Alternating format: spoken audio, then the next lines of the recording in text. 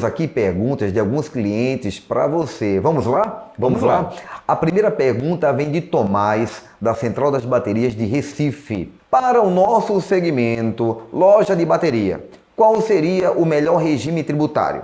Simples, presumido ou tem algum que se enquadre melhor? Regime esse para pagarmos menos impostos. E aí? Então, como nós vimos em slides anteriores, nessa tela que estamos aqui utilizando, para que possa ser definido isso, é importante verificar todas as variáveis, porque vai depender muito do faturamento da empresa, vai depender naturalmente do segmento que já foi citado aqui, que é de baterias, vai depender do sócio que a empresa tiver, se o sócio é uma empresa, se o sócio é uma pessoa estrangeira, e aí não pode ser do Simples Nacional, etc. Em regra geral, as empresas começam pelo Simples Nacional e depois, de acordo com o faturamento, vão entrando nos outros regimes, seja lucro presumido, seja lucro real. A lógica é começar pelo Simples Nacional. Mas para dizer, para afirmar categoricamente, é necessário verificar uma série de variáveis. Perfeito, Jairo, perfeito. Meu amigo Valdomiro, da Castro Baterias, diretamente de Salvador, Bahia, pergunta o seguinte: como apurar esses impostos no Simples Nacional e se tem mais algum outro incentivo em alguma outra contribuição? Muito bem, é importante essa questão porque, em regra geral, o Simples Nacional, segundo o que a Receita Federal reproduz, já tem todos os incentivos e benefícios possíveis, ou seja, geralmente não é revelado para as empresas do Simples, não é concedido às empresas do Simples nenhum outro tipo de benefício. Mas a questão de segregar as receitas é um ponto importante para se verificar se está pagando corretamente. E a outra coisa é verificar que as empresas do Simples podem utilizar o regime de caixa. Por exemplo, só vou pagar o meu tributo no Simples Nacional quando eu receber da minha clientela, quando eu receber do meu cliente. Então, isso é uma medida simples, fácil de se fazer, geralmente no início do ano, e que também diminui, né, essa questão não tributária, mas financeira, porque também é muito relevante em Salvador ou em qualquer lugar do país. Perfeito, Jairo, perfeito. Agora a pergunta vem de lá de Brasília, Vado, do grupo GMB. Grande parceiro nosso, lá do Distrito Federal. Qual a diferença na operação no regime simples e lucro presumido? Quando a gente fala em Simples Nacional ou fala em lucro presumido, os dois são apurados sobre a receita e não sobre o lucro, sobre o resultado. E isso, de alguma maneira, não deixa de ser uma coisa ruim. Calcular alguma coisa sobre o meu faturamento e não sobre o meu resultado é alguma coisa ruim. Mas, do outro lado, o lucro real pode ter uma tributação mais alta. Então, fazer o planejamento é muito importante. Mas a diferença básica é que o Simples Nacional se encaixa em faixas que vão naturalmente ali de 0 até 4.800.000. Lembrando que em 3.600.000 a empresa deixa de ser do Simples Nacional para fins dos tributos estaduais e municipais. Enquanto no lucro presumido, de acordo com a atividade do estabelecimento, nós temos então uma tributação também calculada sobre faturamento, mas com presunções. Presunções são alguma coisa que se antevê. Então o governo antevê que uma empresa comercial ou industrial vai ter um lucro de 8%. Então eu diria, olha, o teu lucro é 8% ou é mais do que isso?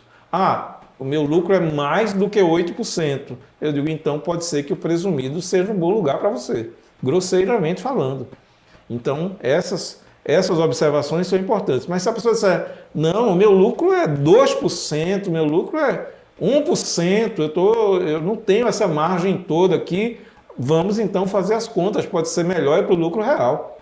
Então, lucratividade, volume de faturamento, tipo de negócio que você vai fazer, localização, tudo isso, de alguma maneira, impacta nessa avaliação. Mas, relembrando, sem planejamento tributário, fica difícil de afirmar. Perfeito, Jairo, perfeito. Outra pergunta do Vado, lá de Brasília.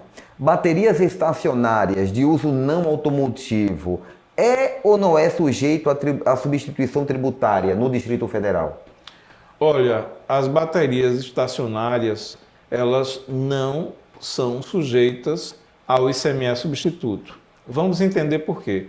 Substituição tributária é sinônimo de comercialização. E geralmente quem compra essas baterias não compra para revender, compra com o objetivo de colocar no ativo imobilizado da empresa. Geralmente são baterias que trabalham com itens de informática para segurar quando houver alguma pane no servidor ou em outros equipamentos que não podem naturalmente ficar sem energia. Então, por regra, as baterias estacionárias não têm substituição tributária. Mas isso não quer dizer que os estados não possam errar. Então, quando passam a bateria, a presunção do Estado, o Estado acredita que aquilo vai ser comercializado, né, e com o objetivo de ser bateria automotiva. Então, os estados também erram, porque são seres humanos que estão lá registrando isso. Então, é necessário observar se o Estado está cobrando indevidamente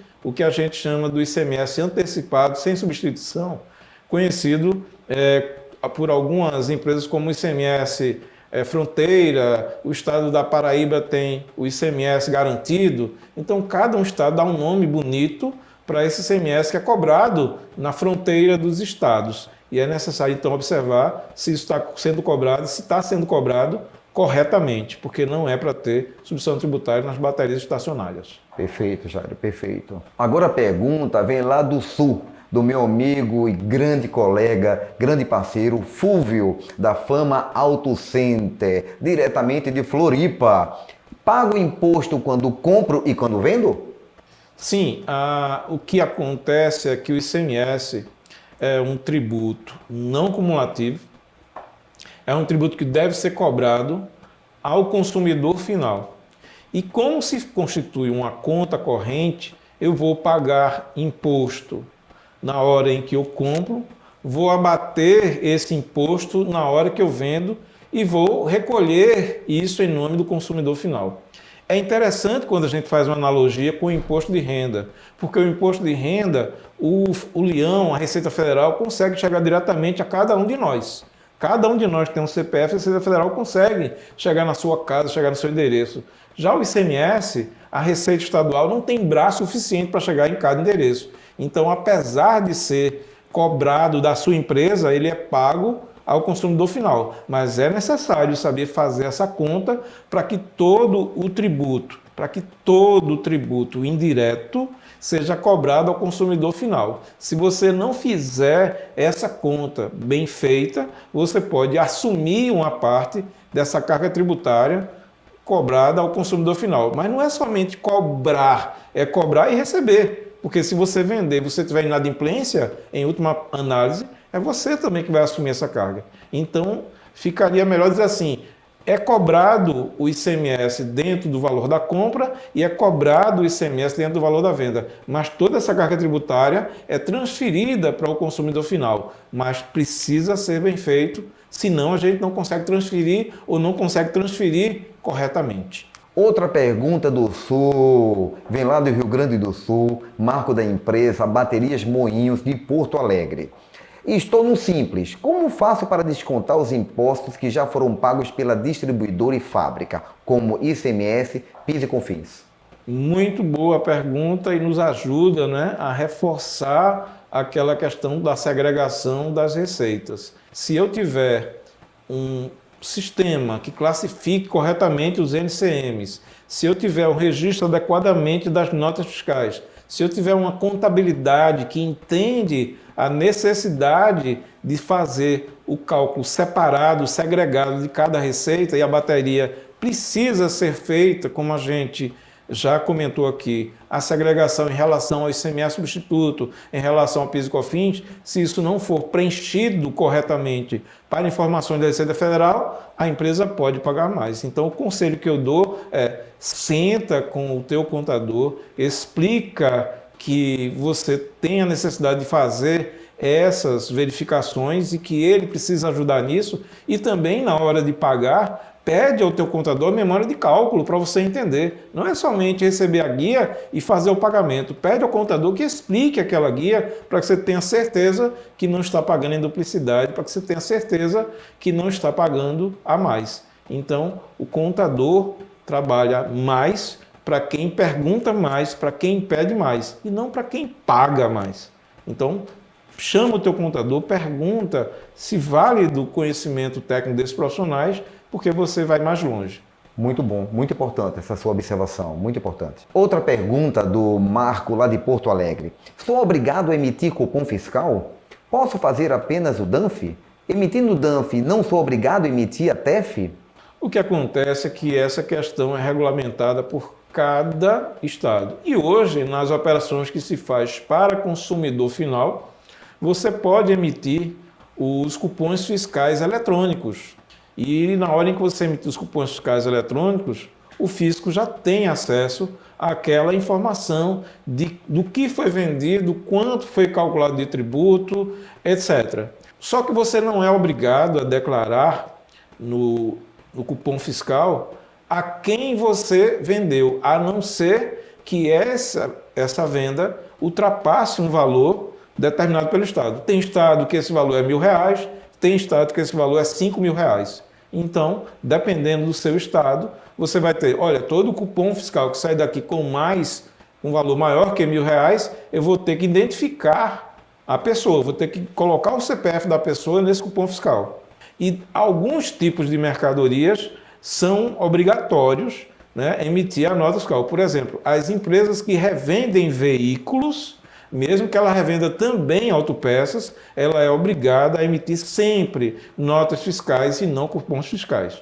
Os cupons fiscais são determinados, sim, para todo e qualquer consumidor final, mas quando se vende a empresa ou quando se vende alguns produtos, como você tem agora o caso dos veículos, há uma obrigatoriedade de se emitir nota fiscal eletrônica, porque depois de vender aquele veículo, ele vai precisar ser emplacado, vai para o Detran, etc. Então, há outras providências. E, às vezes, a empresa vende o veículo e vende também baterias. Nesse caso, ela está obrigada sempre a emitir notas fiscais eletrônicas. E se ela vende unicamente bateria?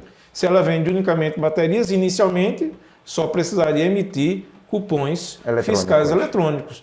Embora não esteja dispensado de emitir nota quando for fazer uma devolução, quando for fazer uma venda para um órgão público, por exemplo.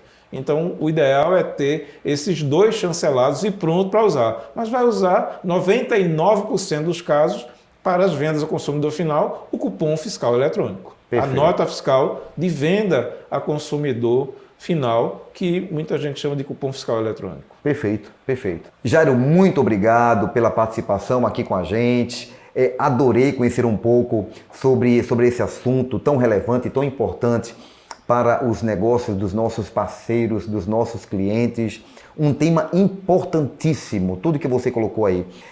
Agora, deixa pra gente um recado, fala pra gente, dá uma mensagem para todos aqueles que estão nos assistindo agora. Sobre esse tema, Jairo, que alerta, que mensagem você poderia, nesse momento, deixar para todas as revendas que estão nos assistindo? Olha, Gilson, eu agradeço muito a oportunidade de estar aqui. Gostaria de voltar outras vezes para falar sobre outros temas tão relevantes, mas as questões tributárias no Brasil, elas são de muita relevância para o seu negócio. Assim como as questões financeiras, jurídicas, de clientela, ou seja, você tem uma série de informações importantes para gerir bem o seu negócio. E uma delas é a questão tributária, que, infelizmente, se não for verificada, pode sangrar a empresa, não é? O dinheiro é o sangue das empresas e os tributos podem naturalmente agravar a falta de recurso, a falta de sangue, a falta de dinheiro nas empresas. Então, fazer um planejamento tributário, acompanhar esse planejamento, e ele pode ser feito de diversas maneiras, não precisa fechar a empresa, não precisa abrir outra empresa, né? Não precisa migrar, precisa observar quais são as melhores opções para que, naturalmente, dentro de cada tributo, a empresa possa se sair. Então, todas as informações são relevantes. Se a empresa tem uma frota, se a empresa tem uma folha de salário maior ou menor, se a empresa vende para dentro, vende para fora, quais são os benefícios que existem aí no seu estado, tudo isso é relevante. Então, quanto mais conhecimento nessa área, melhor. Quanto mais o apoio do seu contador, melhor. E pergunte sempre. Como eu falei aqui recentemente, o contador ajuda mais o empresário que pergunta mais e não necessariamente aquele que paga mais. É essa mensagem que eu queria passar para todos e me colocar também à disposição para ajudar no que for possível. Jairo, faz assim, fala teu nome, teu telefone e a tua empresa, que vai aparecer aqui na tela para todo mundo que está nos assistindo agora. Caso queiram manter contato com você, ligar para você, você pode até falar seu e-mail também. Fala para a galera que está nos assistindo. Então, a empresa é Brito e Associados, né? O meu nome é Jairo Brito. A gente tem como o e-mail padrão Jairo L de Lua, Jairo L Brito, @hotmail.com, e o telefone 081 Pernambuco 99132 1413. É fácil memorizar. 99132 1413, e a gente pode naturalmente ajudar a fazer um treinamento, dar alguma orientação, trocar alguma ideia, né? Sem nenhum problema, estamos à disposição de todos vocês, hoje e sempre. Maravilha, maravilha. Pessoal, nós acabamos de conversar com esse cara que é fera em tributação, Jairo Brito, que acabou de falar com a gente um tema relevante, um tema importantíssimo, como descomplicar tributos e contribuições de sua empresa. Parabéns, meu amigo Jairo, foi muito esclarecedor. Espero tê-lo aqui novamente conosco no Conexão Revenda. É isso aí, turma. Chegamos ao fim de mais uma edição. Muito obrigado pela companhia de vocês. Espero vocês na nossa próxima edição do Conexão Revenda. Tchau, pessoal!